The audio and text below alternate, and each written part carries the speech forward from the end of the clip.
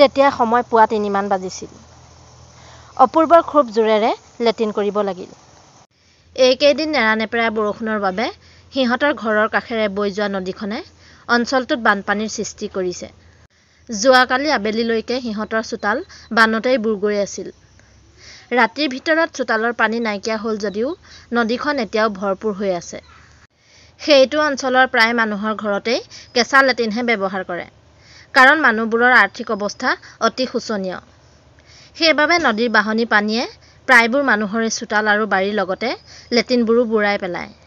যোৱাকালি হৈ যোৱা বানপানীয়ে অপূৰ্বহঁতৰ চোতালত পলস পেলাই গোটেইখন পিছল কৰি পেলোৱাৰ লগতে লেট্ৰিনটো নদীৰ বালিৰে পুতি পেলালে।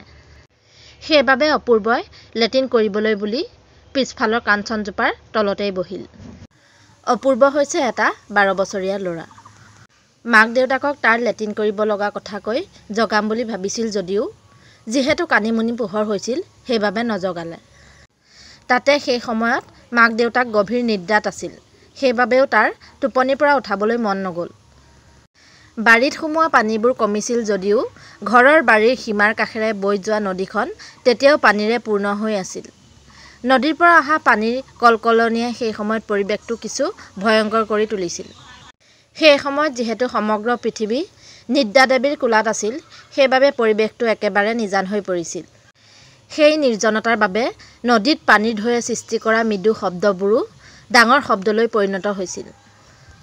ঘৰৰ পিছফালে মুধত থকা কাঞ্চনজোপাৰ তলৰ পৰা আগফালৰ পদূলিটো দেখি থাকে। কাঞ্চনজোপা আৰু জপনাৰ মুখখন সম্পূৰ্ণ মুখামুখি।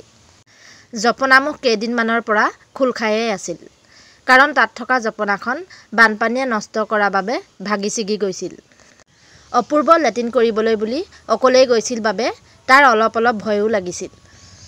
সেইবাবে সি লেট্ৰিন কৰি থকাৰ পৰাই তাৰ সোঁৱে বাওঁৱে ইফালে সিফালে কৰি চাই আছিল।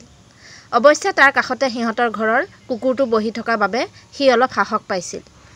ভুক ভুক কৰি কুকুৰটোৱে জপনামুখৰ ফালে চাই ভুকিবলৈ ধৰিলে। কুকুৰটোৱে ভুকা দেখি অপূৰ্বই সেইফালে চালে। সি দেখিলে যে সিহঁতৰ জপনামুখেদি যেন মানুহৰ দৰে কিবা এটা সোমাই আহিছে। সি মনৰ ভ্ৰম বুলি ভাবি চকুকেইটা ভালদৰে মোহাৰি আকৌ সেইফালে চালে।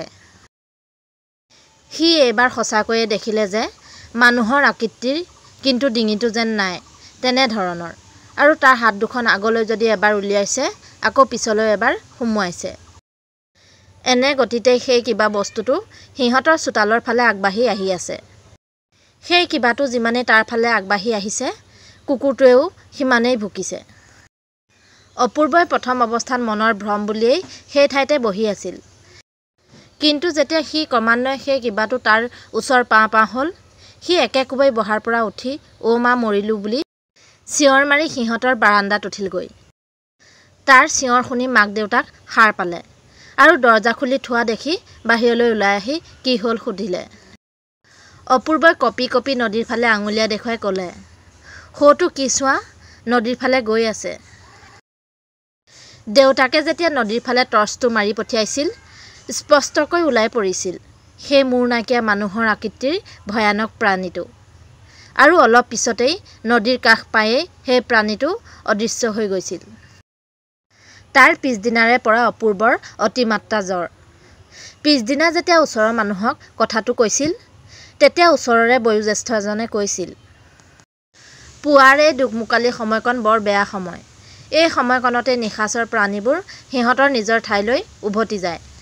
সেইবাবে আমি সদায় ঘৰৰ চৌহদৰ জেওৰা জপনাবোৰ মাৰি ৰাখিব লাগে। অকল চোৰৰ বাবেই নহয়, কিছুমান অপশক্তিৰ পৰা বাচি থাকিবলৈও আমি সদায় গেট বা জপনা জপাই থ'ব লাগে। এই অপশক্তিবোৰে সাধাৰণতে অপকাৰ নকৰে যদিও দিন বেয়া থাকিলে আমাৰ বিপদো ঘটাব পাৰে। সেইবাবে ৰাতিপুৱা দুকমুকালি আৰু ফুটগধূলি এই সময়ছোৱা আমি সাধাৰণতে বাহিৰলৈ ওলাই নোযোৱাই ভাল। আৰু যদি কেনেবাকৈ ওলাই যাবলগীয়াও হয়, লগত কাৰোবাক লৈহে ওলাই যাব লাগে। প্ৰিয় শ্ৰোতাসকল, আজিলৈ কাহিনীটো ইমানতে সামৰিছোঁ। আপোনালোকে কেনে পালে জনাব। আকৌ আহিম অন্য এটি কাহিনীৰ সৈতে। আজিলৈ আহোঁ। সম্পূৰ্ণকৈ শুনাৰ বাবে আপোনালোকলৈ বহুত বহুত ধন্যবাদ জনালোঁ।